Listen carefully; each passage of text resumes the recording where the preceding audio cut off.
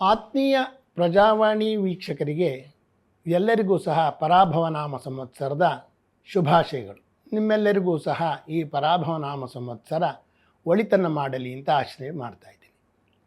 ಈಗ ವೃಷಭ ರಾಶಿಯವರ ಭವಿಷ್ಯ ಹೇಗಿದೆ ಈ ಪರಾಭವ ನಾಮ ಸಂವತ್ಸರದಲ್ಲಿ ಅಂತ ತಿಳ್ಕೊಳ್ಳೋಣ.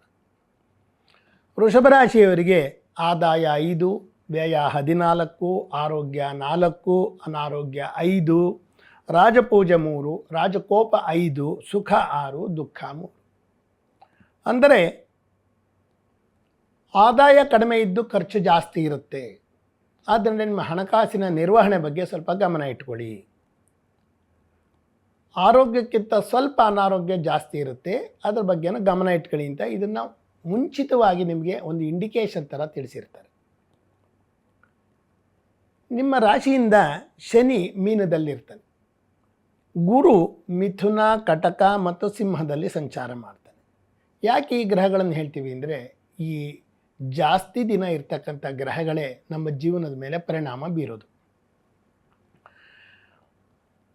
ಗುರುವಿನ ದೃಷ್ಟಿಯಿಂದ ನಿಮಗೆ ಶನಿಯ ಅವಕೃಪೆ ಸ್ವಲ್ಪ ಕಡಿಮೆ ಆಗುತ್ತೆ.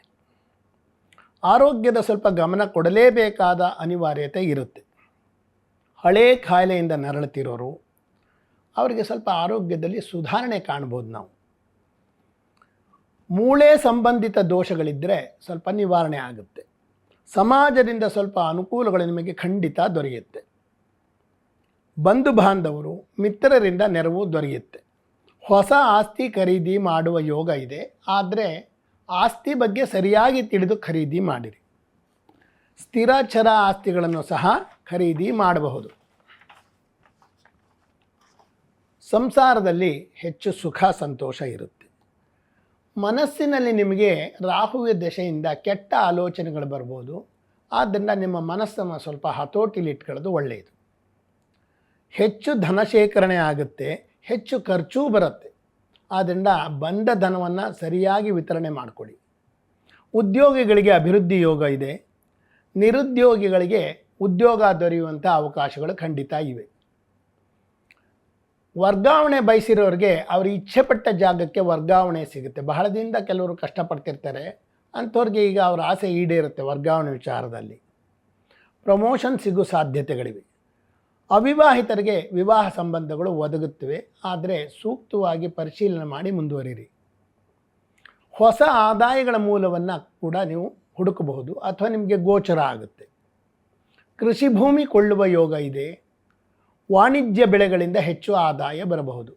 ವಾಣಿಜ್ಯ ಬೆಳೆಗಳು ಅಂದರೆ ಕಾಫಿ, ಏಲಕ್ಕಿ, ತಂಬಾಕು ಈ ಥರ ಹಣಕ್ಕಾಗಿ ಮಾರಾಟ ಮಾಡುವಂಥ ಬೆಳೆಗಳನ್ನು ವಾಣಿಜ್ಯ ಬೆಳೆಗಳು ಅಂತ ಹೇಳ್ತೀವಿ.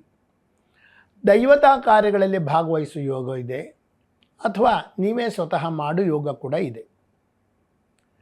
ಇನ್ನೂ ಹೆಚ್ಚು ಒಳಿತಬೇಕು ಅನ್ನೋರು ಶುಕ್ರ ಮಂತ್ರವನ್ನು ಜಪಿಸಿರಿ ಅಥವಾ ಶುಕ್ರನನ್ನು ಆರಾಧನೆ ಮಾಡಿರಿ, ದುರ್ಗಾ ಪಾರಾಯಣೆ ಮಾಡಿರಿ ಅಥವಾ ಸಪ್ತಶತಿ ಪಾರಾಯಣ ಮಾಡಿರಿ, ಶಿವನ ಧ್ಯಾನ, ರುದ್ರಾಭಿಷೇಕ ಇವನ್ನೆಲ್ಲ ಮಾಡೋದು ಒಳ್ಳೆಯದು.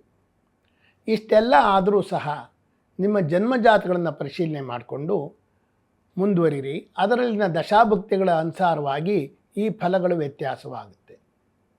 ಎಲ್ಲ ಪ್ರಜಾವಾಣಿ ವೀಕ್ಷಕರಿಗೆ ಧನ್ಯವಾದಗಳು. ನಿಮಗೆ ಈ ವರ್ಷ ಶುಭ ಇರಲಿ ಅಂತ ಪ್ರಾರ್ಥಿಸ್ತೇನೆ.